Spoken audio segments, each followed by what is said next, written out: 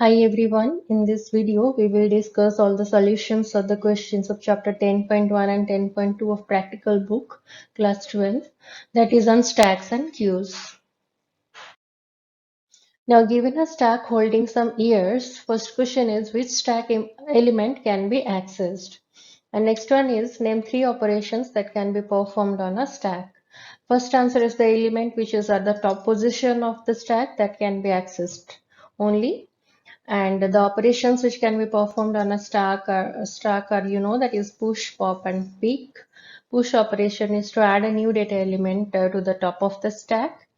Pop is to remove one element from a stack where you can remove only the top element. And pick is to inspect the top value of the stack. What is the top value of the stack? Now stack is called a LIFO structure. What does this mean? LIFO, as you know, it means last in, first out. That means the item which is entered last, that is the first item to be taken out. So the stack is a data structure which is implemented in LIFO manner. That means the item which is inserted last, that is the first one to be removed. So you can think of like a stack of glass plates kept one above another. Now, if you want to remove any plate, then you can remove only the top plate, which you have kept last. So that you can think of a stack is that kind of data structure where insertion and deletion takes place at one end only. Now, give an example of an application of stack. So there are many applications of stack. One of the main application is during the recursive programs. What happens, stack is used to store the previous state of a program when a function is called or during recursion. The next is stack is useful in backtracking. So backtracking is useful to solve puzzles like n-queen problem and all. Like if you are solving any puzzle sort of thing, like solving that Rubik cube also, all these things where you have to keep track of the back results, then you can take the help of a stack. Otherwise, the simple applications like reversing a string and checking palindrome, all these things are applications of stack also. Now show the stack status after each operation. You can see the first operation is a push operation where 20 is pushed into the stack. So you can see the stack is initialized with a value 20. So 20 is at the top position of the stack now. Now next operation is that is pushing one more element 51, which will be appended at the top position of the stack, and now your stack becomes 20, 51. Now next operation is s.pop. So the top element will be removed from the stack, and here the top element is 51 that will be removed, and now your stack is left with only one element, that is 20. Now again, if you call s.pop function, then now your stack will become empty because the top element 20 is removed now. Now next time if you call again pop function, then it will give you an error as stack is empty. Now next operation is to push one element 43. Now your stack will have only one element with 43, that is also the top element of the stack. Now evaluate the following postfix expression using a stack. So this is the postfix expression. First of all, you have to scan the symbols one by one. The first symbol to be scanned is 30, that will be kept in the stack. Next item is 5, that will also kept above 30. Now 2, that will be kept above 5. So now your stack becomes 2, 5 and 30, where 2 is the top element and 5 is the next to top element. Now the next symbol to be scanned, that is to the power. So what will happen in that case? The first two top elements will be popped from the stack. Where the top element is, let's say, A, and the next to top element is B, then always the operation takes place between B and A. That means B operation A. So here, let's say A is 2 and B is 5. So 5 to the power 2, that will be 25. And that is again pushed into the stack. So now your stack is 25, 30. Now the next element to be scanned is 12. That will again go to the top position of the stack, and your stack becomes 12, 25 and 30. Now the next symbol to be scanned is 6. That will go to the top position of the stack. Then division operation. So first two top elements, that is 6 and 12, will be popped from the stack, and the operation 12 revision 6 will take place, and the result 2 will be pushed into the stack. Now your stack is having value 2, 25 and 30. Now next the plus operator is scanned. So it will do addition operation between the top two elements, that is 25 and 2. The result is 27. Now the next operator to be scanned is minus.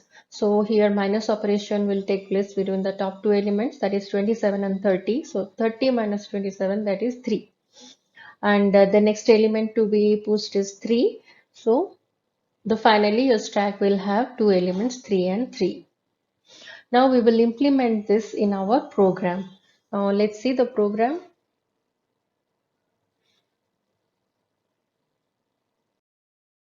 Now the elements to be scanned, we will keep it in a list called L, where we will just keep all the items like 35 to all these things within a strings, and we will make a list with name L, let's say, and we will keep another list of operators where we will keep all the arithmetic operators in a list. Then one more stack we will create, which is nothing is there, it's an empty stack. Now this stack will contain all the elements after doing the operations. Now with the help of a for loop, we will scan all the elements from the list L one by one. Now if I is an operator, then A is equal to stk.pop. That means the top element will be popped and stored in a variable A, and B is equal to stk.pop. That means B will store the next top element. Now we will just print B, comma I, comma A. So it will print B is the next to top element, I is the operator, and A is the top element. Now with the help of eval function, we will just evaluate B plus I plus A. That means I is the operator and B and A are the two operands. So that operation will take place through the help of eval function. Now the result will be stored in a variable called R. Now this R will be appended with the stack. So stk.append, but we will not directly append R, we will convert it into string and then we will append it. Why? Because when this particular element will be evaluated next time through eval function, then it will not be possible, it will give you error. So you have to convert it into string. Now print the STK. If you don't want to print, then it's okay, but I have just given print statements within this loop so that you can check each step. Now else, that means if I is not an operator, that means I is one operand, then it will directly be appended with the stack stk.append I. Now it will finally print STK or the stack. I can see the output like this. First, it will scan the elements 35 and 2. Those will be stored in a stack. When it will encounter with the operator, that is to the power, then it will evaluate b to the power a, that is 5 to the power 2, that is 25. Now 25 will be pushed into the stack, and your stack is 30, 25. Those are the two elements in the stack. And the next operation is 12 division 6. So it will uh, do that operation, and it will whatever is the value, that is 2, that will be pushed into the stack, and your stack will become 30, 25 and 2. Then the next operation is between 25 and 2, that is the plus operation. So the result is 27, that will be pushed into the stack. Now the next operation is minus. So 30 and 27 will be popped from the stack, and 30 minus 27 operation will be done, and the result 3.0, that will be stored in a stack. And the last element to be appended, that is 3. So finally your stack is 3, 3. So this is how you can do it in a program. Now add a function stack size to above program that returns the number of elements on the stack. So here nothing you have to do, same program, but only one thing, you have to add one more function stack size. So you have to just do the program as you have done previously to make the stack of the final postfix expression. Now after evaluation, it will print the stack. then whatever the elements are in the stack, that will be counted within the function stack size. You just have to define that function. Within that, you have to pass one s, which is basically the reference for the stack. Now it will print the number of elements in the stack at length of s. Now we will just call the function stack size by passing the stack stk as its parameter. And you can see the output is like this. This is showing the stack is having two elements. The number of elements in the stack are 2. Now write a program to implement a stack of years storing the years when Olympics were held in Asia or Europe. So there is nothing much to do. You just to define a function, let's say push. So here we have taken two arguments. One is the stack and second one is the year. And the particular year will be appended in the stack. That's it. Now we have defined one empty stack, that is, let's say Olympic, and we have pushed the years which during which the Olympic was held in Asia or European countries. So push Olympic and the year, that is 1896, then push Olympic 1900. That means we are just calling push function multiple times and passing the year during which Olympic was held in Asia or Europe. And after pushing all these values, your stack will become, just if you want to see the element of the stack, then you can just write a function, write a loop, like while length of Olympic not equal to 0, print Olympic.pop.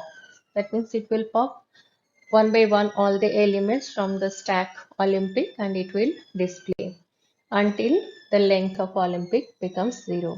So you can see the output, it is just showing in this order. See how we have pushed the elements. First we have pushed 1896, then 1900, then 1936, and finally 2008. So while popping the element, the first element which came out, that is the top element, that is 2008, next 2004, 1992, like this you can see the output. Now write a program to print a string in reverse order. Now how you have to do it? Extract individual characters from string and push in a stack. Once done, keep popping from the stack. So for that purpose, we have defined a function with name reverse, and which is taking one string as its argument. And within the function, we have created a stack, let's say stk, which is empty. Now for I in S, that means it will check each character from the string and it will append it into the stack. So one by one, all the characters from the string S that will be appended with the stack stk, and we will get all the characters from the string in this stack stk. Now while length of stk not equal to 0, print stk.pop. That means until the stack becomes empty, you have to pop the characters from the stack stk and you have to print it. And while printing, you have to just give an end parameter so that it will not be printed in the next line. That means we want the characters to be printed in the same line. Now after that, we will just define a string str. With that, some text you can type. I have just written Python programming. Now we just print str and just call reverse function by passing this string as its parameter. Now you can see the output is like this. First of all, it is printing the string, that is Python programming, and while the reverse function is called, now it is printing the string in reverse order. Now write a program to check whether a string is palindrome or not by implementing the following algorithm. So what is the algorithm? You have to push each letter of a string on a stack and also place the characters into an array called str. Now set j is equal to 0 and done is a variable which is initialized with false. While the stack is not empty and not done, now pop a character, let's say ch. Now if str of j is equal to ch, then increment j and continue, else set done to true. And string is not a palindrome, so you have to give a condition. If done is true, the string is not a palindrome, else it is a palindrome. Now we will implement this in a program.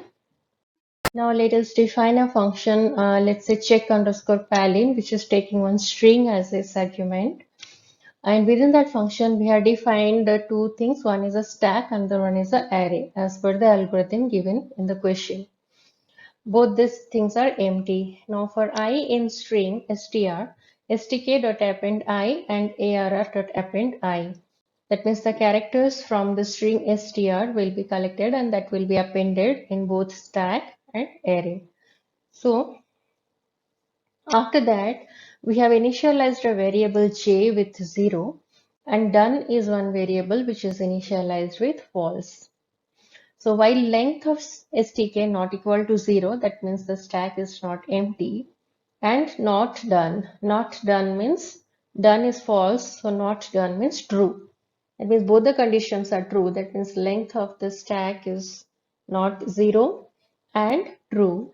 Then character is equal to stk.pop. It will pop the top element from the stack and it will store in a variable called ch. Now, if str of j is equal to ch, that means string of j, here j value is 0. str of 0 is equal to character. Now, j will be incremented by 1. So, what it is doing, it is comparing stk.pop means it will just store the last element of the string in a variable ch. Now it will compare str of j, that means the first element of the string is equal to the last element of the string or not. If it is, then j will be incremented by 1. Otherwise, done is equal to true. Done is equal to true means the while loop will not continue over there. Done is equal to true means not done becomes false. So like this, your while loop will continue. Then the final value of done is equal to true if the string is not a palindrome. And the final value of done will be false if the string is a palindrome. Now we will just call this function checkPalin 3 times by passing 3 parameters. First one is radar, which is a palindrome, and second one is simply by passing Python, that is not a palindrome. The next is Malayalam, which is also a palindrome string. So you can see the output is coming like this. First string is a palindrome, second one is not a palindrome, the third one is a palindrome. Now we will discuss the questions of the chapter 10.2. Now draw a picture of Q after each operation. You can see first one is NQ20. So first element which is entered in the queue, that is 20. So now your queue is having only one element. So that is only a front element as well as rear element. Now the second element which is NQ'd, that is 51. Now your 51 is entered at the rear end. Now 51 becomes the rear element and 20 is the front element. Now the next element to be incurred, that is 31. Now 31 becomes your rear element, 20 is the front element. The next element which is entered is 71, which is entered at the rear end, and 71 is the rear element now. Now if you just apply dequeue function, then the item which is at the front position, that is removed from the queue. So your queue becomes like this: 51, 31 and 71. And front position is having value 51 and rear position is having value 71. Now if you call NQ function with value 43, then 43 will be appended at the rear end. Now if you call DQ function, then 51 will be removed from the front end, and now your queue becomes like this: 31, 71, 43. Now determine the characteristics of stack and queue. If an element is inserted at a special place, that is called top place, that is a stack. And if an element is inserted at a special place rear, that is a queue. An element is deleted at the front end, that is a queue, and the ith position may be deleted, that is none. None of the data structures ith position can be deleted. An element is deleted at the top position, that is a stack, and the structure is a LIFO based structure, that is stack. And if a structure is a FIFO, first in first out, that is queue, and the structure is restricted access structure, then both the structures have restricted access. Now write a program to implement a queue of orders in restaurant. Display the menu. So the menu is like this, yummy program. And the first option, order a meal. And second option, waiting queue. Third is order is ready. And four is exit. For option 1, generate a random 3-digit number and add it to the queue. For option 2, display the orders in a queue. And for option 3, dequeue an order number and display order number. That particular number is ready. You have to display that message. Now let's see, do this program.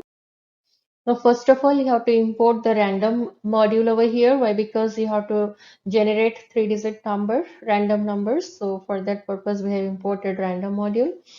Now the ordered numbers have to be stored in a queue. So we have created one queue, QUE, which is empty. Now while true, it will print the list of the things, that is yummy program. Then now choice 1, order a meal. Second one is waiting queue. Third order is ready. And fourth option is exit. Now option is a variable which will convert the option which is entered by the user into string. So that will be stored in a variable option. So option can store 1, 2, 3 or 4. So if option is equal to 1, that means you have to just store a new order. Then for that purpose, we are taking a variable new underscore order, which will store random.randint values ranging from 100 to 999. So randint function will generate one random number between that range. That is a 3-digit number, which will be stored in a variable new underscore order. Now you have to just print the order number is this one. Now that particular order number will be appended with a queue. Now else if the option is 2, then print the waiting orders are queue. You have to just print the queue. So whatever orders are there in the queue, that will be printed. Now else if the option is 3, now order number is equal to queue dot pop of 0. Pop of 0 means it will print the order number which is entered first. That means it will just remove the front element from the queue, and that will be stored in a variable O underscore number, and it will print order number is ready. That particular order number is ready. Now else if the option is 4, then it will just print thank you and a break statement. It will come out of the while loop. Now let us run this program. Now once you run this program, it will display this message, yummy program. Option 1 is order a meal. Option 2, waiting queue. Option 3, order is ready. Option 4, exit. Now it will ask you to enter the option. Now let's say the option which is entered, that is 1. So it will generate one random number, that is let's say 695, and it is displaying your order number is 695. Now again it will display all these things. Then you have to choose one more option. Let's say I have pressed the option 1 only. So it will order for another meal and it will print your order number is 302. Now what will happen? These two orders 695 and 302 will be placed in a queue that is created in our program. Now again it will ask you to enter one order. Now this time I have entered the option as 2. Then it will show the waiting orders are 695 and 302. This is the queue it is displaying. These orders are waiting in the queue. Now again it will ask you for the option, and this time I have entered option 3. Then it will just pop the element which is at the front end of the queue, that is 695, and it will show order number 695 is ready. Now again it will display the same list of things, menu, and from this menu we have chosen the option 4. Then it will just print thank you and it will exit from the loop. A stack is stores some integer values. Now write a program to display the integers from stack is in sorted order with the help of a dequeue. Use output restricted dequeue.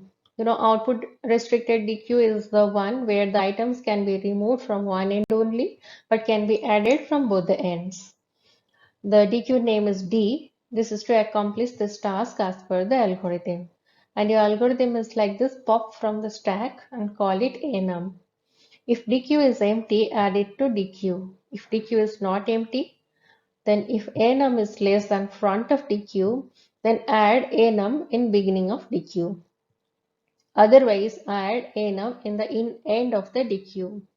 Now repeat the above steps for all the elements of stack. Finally display the dq. Now here just you can see it is saying if enum is less than front of dq, that means enum is the number which has to be stored in a queue in particular position so that the result will be in a sorted order. So if enum is less than the front of the dq, that the first position, the first beginning of the queue, then you can put it in the first position. Add enum in the beginning of the dq. Otherwise, add enum in the end of the dq. That means you can add at the end of the dq if enum is not less than the front of dq. It is greater than the front value of the queue. But the thing is that if it is less than the last item of the queue, then where it has to be placed? It has to be placed somewhere in between the queue. Let's say, for example, your queue is having the elements 3, 5, and 7. In that case, if you want to insert 2, that will be inserted before 3 in the front position. That is fine. And if you want to insert 8, then that will be appended at the last position. But if you want to insert 6, then it has to be inserted somewhere in the middle. So for that purpose, what we will do, we will pop the elements from the queue and we will just pop those particular elements which are greater than this particular number which has to be placed. And we will place this item and again push back the popped elements into the queue. So we will do this. Now we have created a stack S with some values, let's say 4, 7, 1, 5, 6, 3, and we will store them in a DQD in a sorted order. So we have created one DQ with name D, which is empty initially. Now while length of S not equal to 0, enum is equal to S dot pop. That means all the elements from this stack S will be popped one by one, and that will be stored in a variable enum. If length of D is equal to 0, then D dot append is equal to enum. That means initially your D is empty. So in that case, you have to just initialize D with the first element which is popped from the stack, that is 3. So initially D will have one value 3. Now if enum is less than D of 0, that means the next item which is popped from the stack that is less than the first item of the DQ, then insert it at the 0 position. D dot insert 0 comma enum. That means enum will be inserted in the first position of the DQ. Now print D. Now if enum is greater than D of -1, that means the enum, the number which is popped from the stack, that is greater than the last element of the DQ. D -1 means the last element of the DQ D. Now append it with the D. That means enum will be appended at the end of the D. So here you can see initially the item which is stored in, just look at the output part. Initially DQ is initialized with 3, then the next element to be popped is 6. So that is appended at the end of the DQD. Why? Because 6 is greater than 3. And the next element, that is 5. So where you have to put 5? 5 is neither less than 3 nor it is greater than 5. So you cannot put it at any of the ends. So there you have to check for the else part. Here we have created one list. So what it will do, it will pop the elements from this DQD from one side, let's say from the right side, because this is output restricted. So we can remove from only one side. And let's say we are removing from the right side, and we will remove those elements which are greater than enum, the element which has to be inserted. And those will be stored in a list called LST. So we have created one list variable LST. Now while D of -1 is greater than enum, lst.insert 0, D dot pop. The D dot pop element will be inserted at the 0 position of the LST. So LST will store those elements from the right side which are popped from D. Now D dot append enum. Now just place enum in that particular position. Now d dot extend list. Extend is a function where you can just extend one list by another list. So list is the list which will be kind of appended with this list d. Now print d. Now finally you can print d. So these are all the print statement you can give in between to check the output one by one. Finally, if you print, you can see the output is like this. All the elements are in sorted order. Now here ends the solutions of practical book chapter 10.1 and 10.2, data structures to stacks and queues. Stay tuned for more solutions, and if there is any doubt you can put it in comment section, and do subscribe. Thank you.